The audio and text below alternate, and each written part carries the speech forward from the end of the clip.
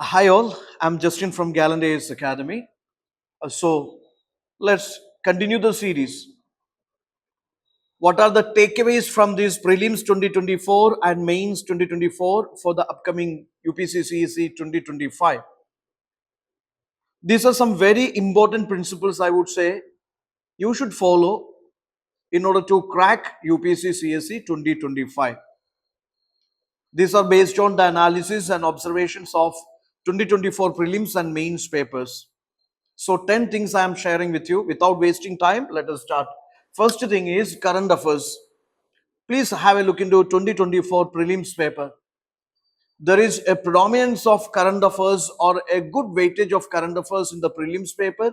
Similar way, if you look into GS1, be it geography, society, even culture, or it is GS2, or it is GS3 and GS4.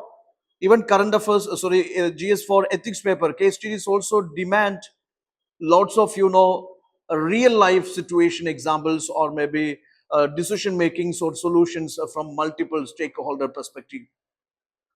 So what I am saying is that current affairs don't ever compromise, because even for static questions also, yes, there is a demand of current affairs linkage.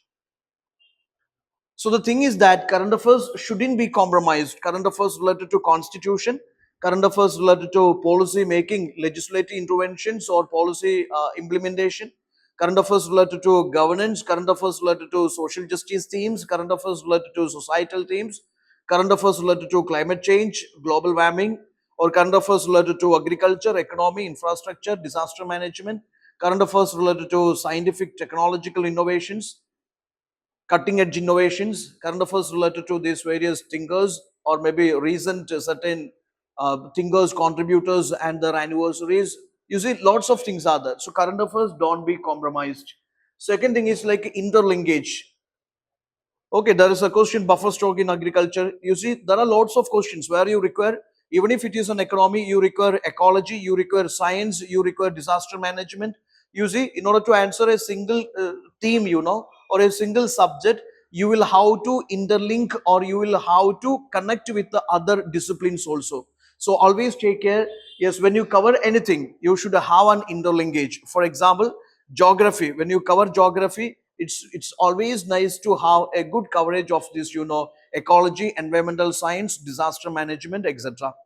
Similar way, if you go for even this time economy, a good understanding of this, like scientific innovations, scientific technologies and their implementation into this economy infrastructure, or maybe this economy with the disaster management or economy with the policy implementation. So what I am saying is that interlinkage of multiple disciplines, multiple subjects, that has to be your approach when you prepare these subjects for upcoming prelims mains examination.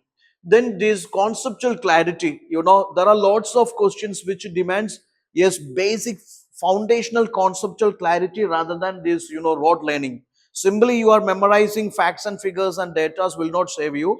Yes, a clear cut conceptual understanding is very much essential, and that must be reflected in your answer in order to get good score in some questions. So most of the questions this time, they demanded conceptual clarity.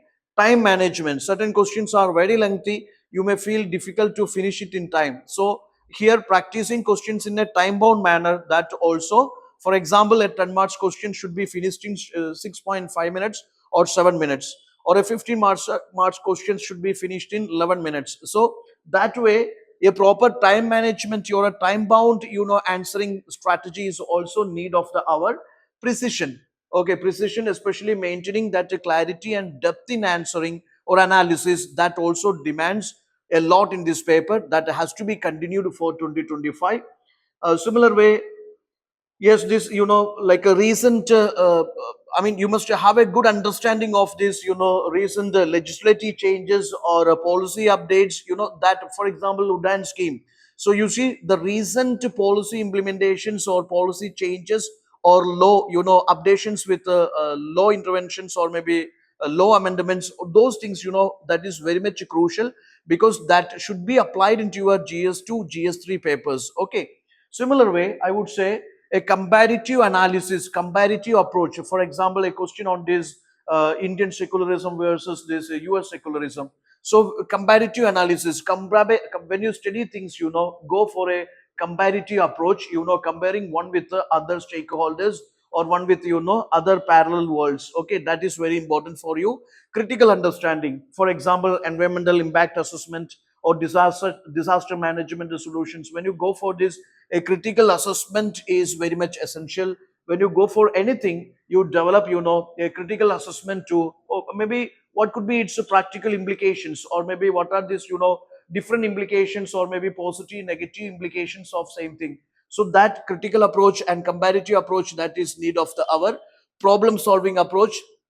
Then contemporary ethical dilemmas, most of the case studies would be, revolving around these real life incidents and examples or situations. So you are asked to find out the solutions or decision making, reflecting the consequences on different stakeholders. Okay, so here real life examples or these real life situations or contemporary ethical issues, dilemmas, and their multi-dimensional solutions or multi-dimensional decision making, keeping in the mind what could be the implications or impacts on various stakeholders.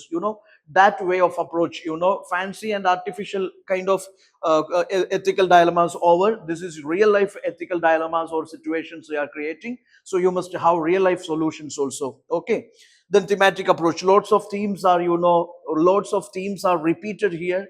So I would say that a common template for each theme you have to prepare, or each topic you have to prepare, and you have to, update with the current affairs, or maybe what all these recent examples, international examples, etc. Okay, national, international examples, or maybe recent updates, you have to interconnect.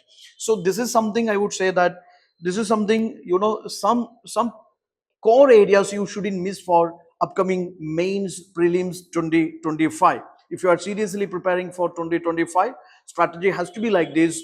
By this March itself, if you are starting even now also, October also, I would say by this March itself, you finish this prelims main syllabus. Okay, and have a good try or a good attempt on these prelims. So for that, by this, at least by this, if you are starting from October, at least from this December end, you start giving mocks, prelims mocks, until March you continue mains answer writing also. Okay, that way you have to, yes, 80% of your prelims, sorry, your main syllabus has to